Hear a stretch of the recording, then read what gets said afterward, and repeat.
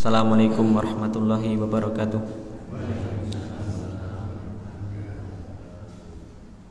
Alhamdulillahirabbil alamin.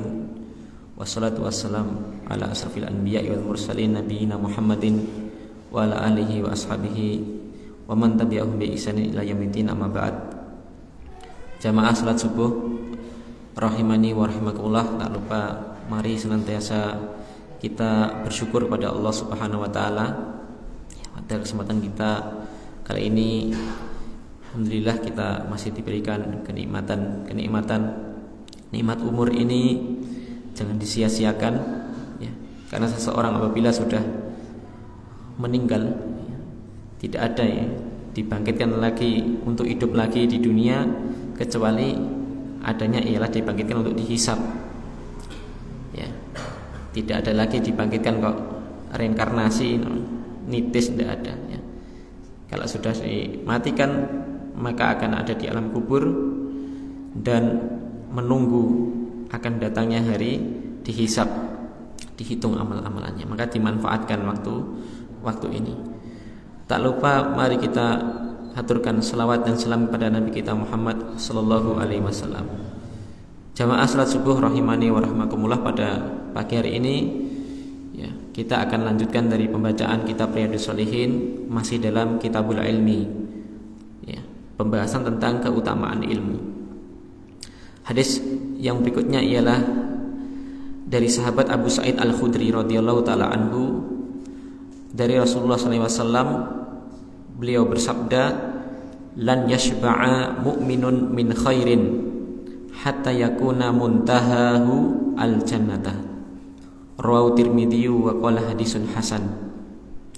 Nabi Muhammad SAW pernah bersabda, seorang yang beriman itu tidak akan pernah merasa puas dari yang namanya kebaikan, ya. Para ulama menjelaskan makna kebaikan di sini ialah setiap perkara yang bisa mendekatkan kita kepada Allah. Khusus dalam bab ini para ulama menjelaskan yang paling mulia, yang paling tinggi derajatnya dari perkara-perkara yang mendekatkan kita kepada Allah ialah ilmu agama, ya. Jadi tidak akan pernah seorang yang beriman itu puas dari ilmu agama sampai dia berakhir nanti di surga. Mila nika Imam Ahmad nika pun sepuh sangat, Imam Ahmad. Lalu apa? Ya, rambutnya dah putih, ya. Tesih nenteng buku, ya. Nggih belajar. Tumpuan-tumpuan buku di bawah ini untuk belajar, untuk mengajar. Kelambinya, baju ingkang putih niku napa? Kena tinta. Ya. Niku pun sepuh, cek ngajar, tesih belajar. Sampai ditanya sama muridnya, niki sampai kapan ya jenengan belajar terus ngajar terus sampai kapan? Ya, kata beliau napa? Sampai napa? Kaki saya ini menginjakkan di surga, ya, artinya sampai mati. Maka juga diriwayatkan kata beliau itu apa? Menuntut ilmu itu minallahdi ilallahdi, minallahji ilallahdi. Menuntut ilmu punika saking ayunan, ya, artinya sejak kita kecil sampai nanti menuju liang lahat, ya. Buat nanti jenenge pensiun mencari ilmu nggak ada, ya. Utawa mencari ilmu nih ngenteni pensiun wali ane ini mboten wonten. Nah niku kathah sing duwe cita-cita ngenten iki. Nek pengawasane nek wis pensiun wae tak golek duit sik, anak-anak cek butuh duit akeh. Lah niki keliru, nggih. Jadi menuntut ilmu kita bahkan secara umum, ya, yang namanya kebaikan punika harus dipaksa. Kita loh nggih, diri kita sendiri, ampun maksa wong liya. Jadi amalan-amalan sunah niku nek mboten jenengan paksa mboten siyos. Jenengan arep nyawal, nek jenengan tunda-tunda wae. Nggih sidane sawale entek yo wis karek ya wis sawal yo entek, tapi posone belas. Jenengan mau salat malam, nek mboten jenengan peksane nggih mboten sia salat malam. Ajeng medal sedekah. Nek mboten dipasakne nggih mboten sia sedekah. Bereman-eman seperti itu. Nggih. Sampai kapan nggih? Sampai nengke kita dipanggil oleh Allah. Ya, makanya benar kata Nabi niku napa? Ad-dunya sijnul mukmin wa jannatul kafir.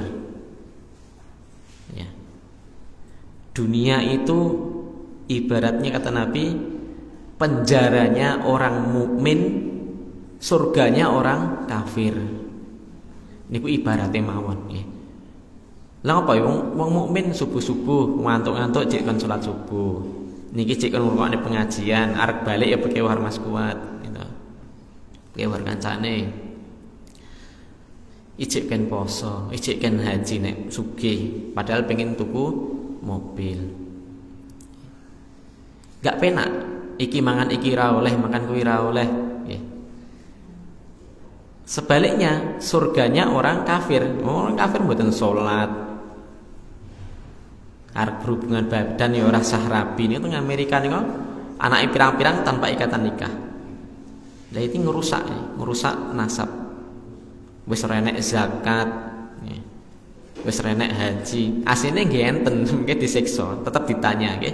Cuma dalam istilah mereka nggak kenal itu karena mereka rumongsane apa mboten Islam. Makanya dikatakan jannatul kafir. Hadis riwayat Tirmidzi, hadis hasan.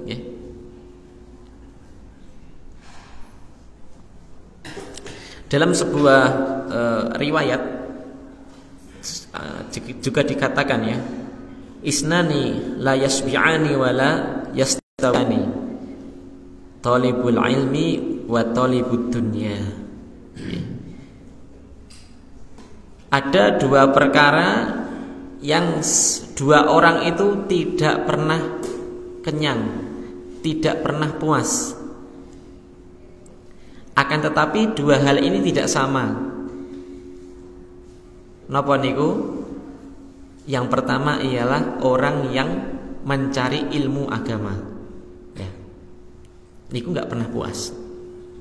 Yang kedua, orang yang mencari dunia. Niki nggih sami. Tidak pernah puas.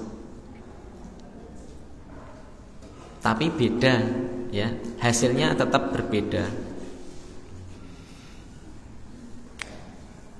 Mencari dunia nggak pernah puas, nggih. Lah nyatane napa?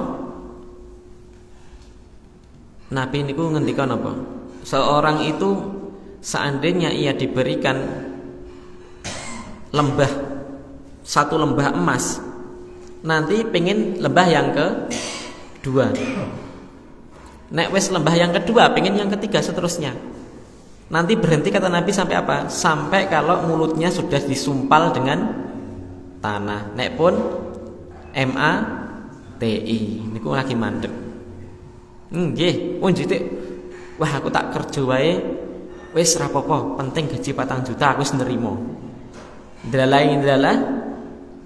Nek wis gaji 4 juta napa? Wah, ternyata pengen yo tambah. Dhisik ra tau duwe angen-angen arep tuku perumahan iki tuku perumahan.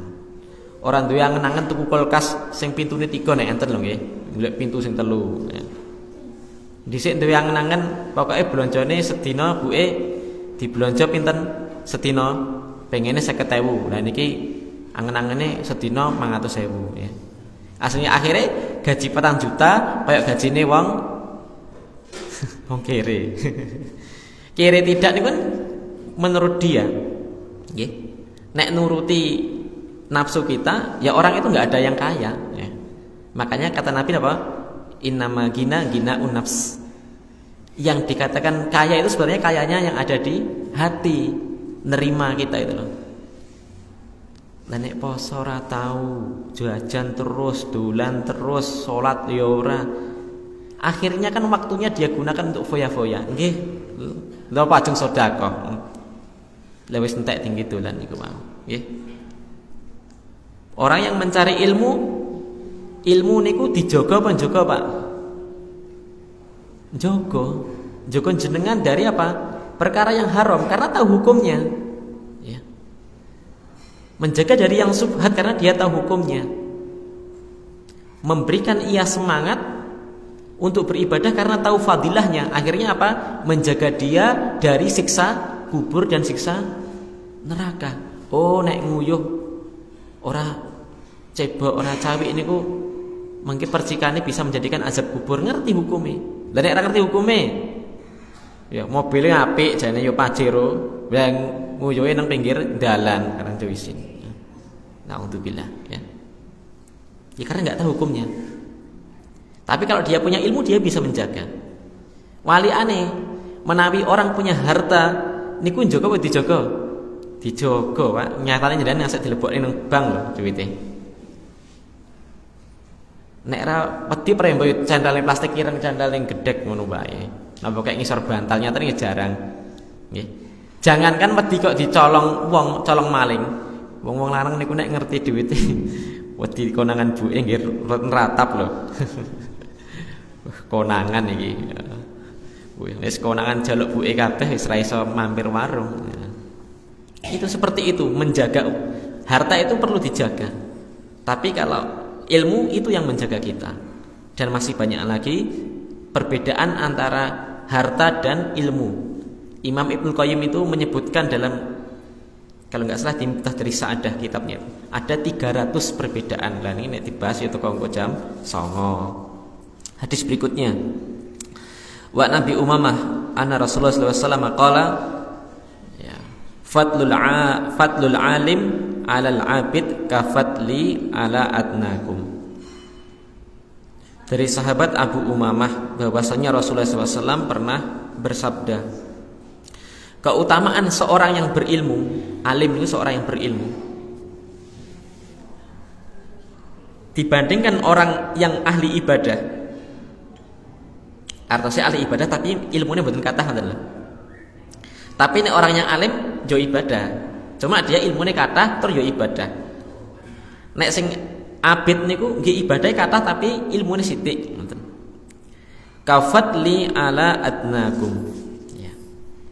Makanya orang yang kalau sholat dijadikan imam itu yang paling pertama disuruh jadi imam itu yang afqah, yang paling fakih. Bacaannya apik tapi nek ora fakih ndak didahulukan. Ya. Contoh napa? Imame ngentut. Lah bingung ning ora ngerti hukume. Piye? Wis baleni neh pengumuman. Sik mandeg Pak, kula ngentut. Ngoten niku? Mboten. Dia langsung mundur. Langsung mundur ngasih kode digeret mawon sing belakang jenengan niku digeret. Atau jenengan mundur itu otomatis kode. Ya, tapi kasih kode, kasih isyarat aja, kasih isyarat dia suruh maju, dipersilahkan. Kayak kode tangan monggo, suruh ganti. Ya, niki nek sing guri imam mudeng lah, dalai guri imam nggih mboten mudeng, digeret-geret malah tangannya ngene-ngene. Wah, kayak tiang sholat nih kalau nek tiang sholat loro kan kanan kiri kan, ya. Lah sing ketelu lagi teko, arep pengen melu jamaah. Lah niki nek sing dikode ra mudeng malah nesu, cebleki, ora mundur-mundur iki. Lah sing iki yo batene iki nyebleki ngopo, mau salat jak guyon ngono. Niki nek mboten mudeng ilmune, nggih. Permisalannya antara orang yang alim dengan orang abid itu seperti diriku dengan orang yang paling rendah di antara kalian. Perbedaannya itu antara nih seperti Nabi dengan orang yang paling rendah di antara kalian. Ya. Kemudian Rasulullah SAW bersabda, Innallaha malaikatahu wa ahlu samawati wal ardi hatta namlata fi juhriha wa hatta al-huta la yusalluna ala muallimin nasil khaira. Ya, hadis riwayat Tirmidzi, hadis hasan. Lalu Nabi nglajengaken bersabda, sesungguhnya malaikat dan seluruh penduduk langit, artinya seluruh malaikat, ya, dan seluruh penduduk bumi sampai hewan yakni semut yang berada di lubangnya itu, sampai pula yang ada di lautan, yakni apa? ikan-ikan. Semuanya bersolawat atas orang yang mengajarkan ilmu. Wah, mubalek Pak. Ya. Guru TPA nggih masuk. Ya. Maknanya solawat. Kalau solawat itu makhluk kepada makhluk artinya memintakan ampun. Jenengan sensus. Rasah nganggo malaikat umpamanya dihilang nih mon. Rasah nganggo manusia yang lain umpamanya nganggo jumlah ikan di lautan pun piro kira-kira piro mboten saged dihitung. Dadose sing memintakan ampun kula panjenengan iki kathah napa sithik? Kathah. Nggih. Di sini mereka semua bersolawat memintakan ampun kepada orang yang mengajarkan manusia itu al-khairah, yakni kebaikan. Kebaikan kalau dikembalikan kepada bab ini yakni ilmu agama. Nggih, ilmu agama.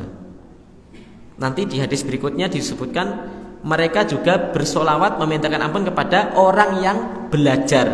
Jenengan nggih masuk, Pak. Nggih. Tapi nek niate ikhlas karena Allah Subhanahu wa taala.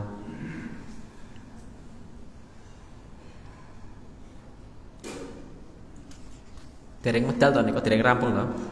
Nek dereng rampung kula tambah satu hadis lagi nggih.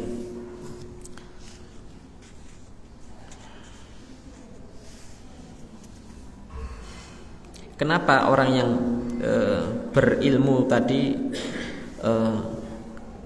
kedudukannya lebih banyak, lebih tinggi dibandingkan ahli ibadah? Yang pertama alasannya ialah karena ahli ilmu itu kedudukannya panggaweane mirip-mirip Nabi. Nggih. Nek Nabi entuk wahyu saking Jibril diajarkan, dicontohkan, nggih. Sehingga ilmu niku diajarkan dan diamalkan, diturunkan sampai zaman sekarang.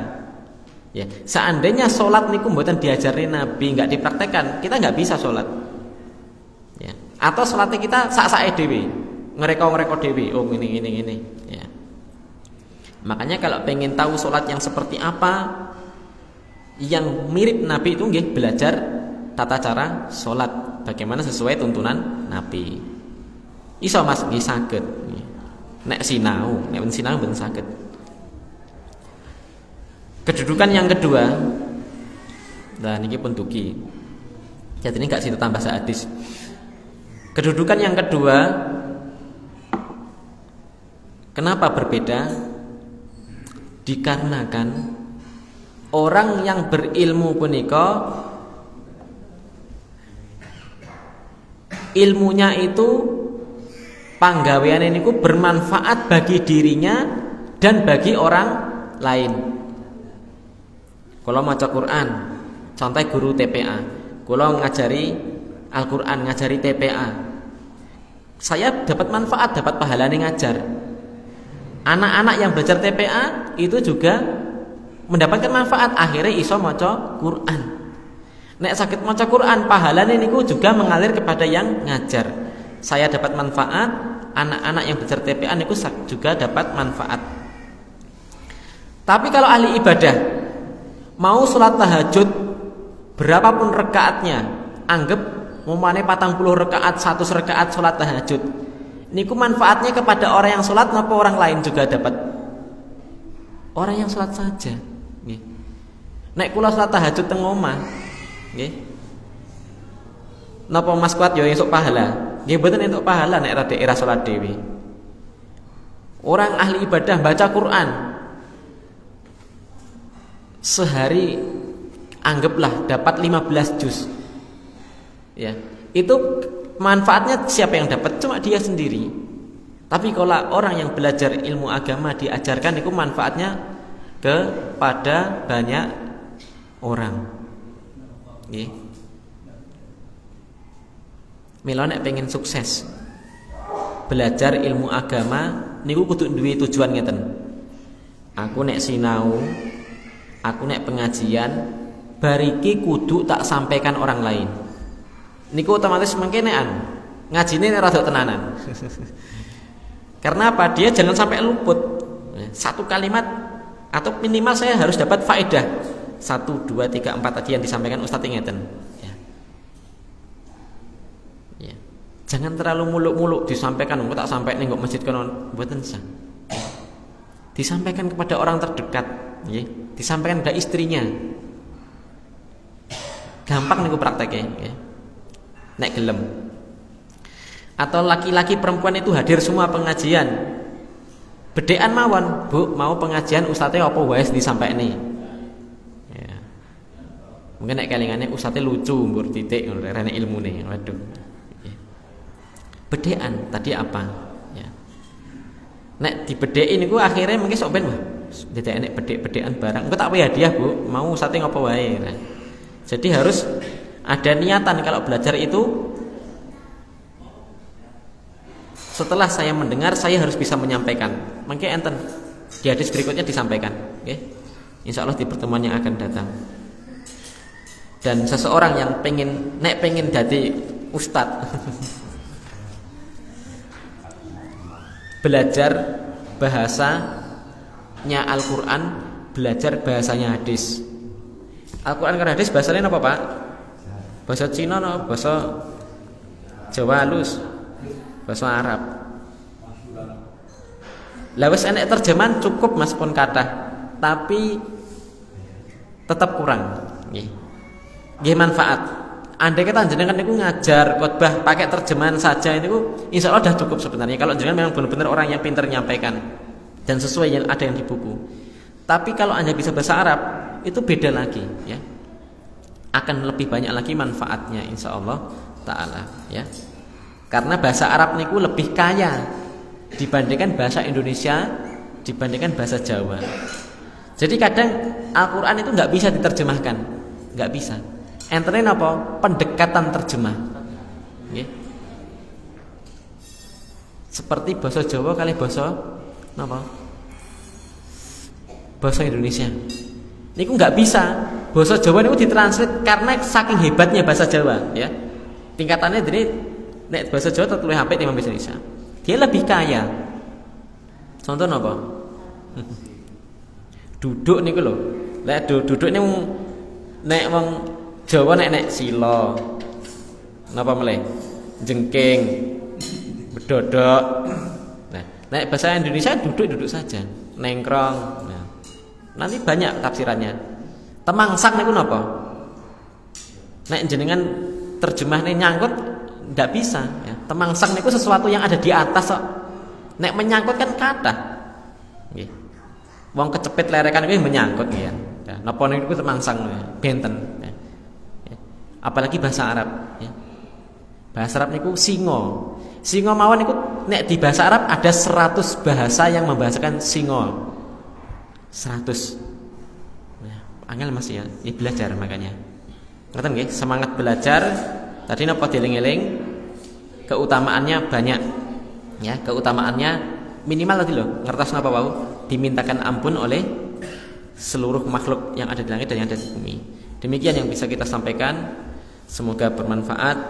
Semoga Allah SWT memberikan semangat kepada kita untuk senantiasa belajar ilmu agama. Karena inilah tadi apa? Asraf yang paling mulia, yang paling nanti bisa mengantar kita kepada surga, yakni ilmu agama. Insya Allah penjelasannya di hadis yang berikutnya insya Allah ada. Kita akhiri dengan bacaan kafaratul majelis.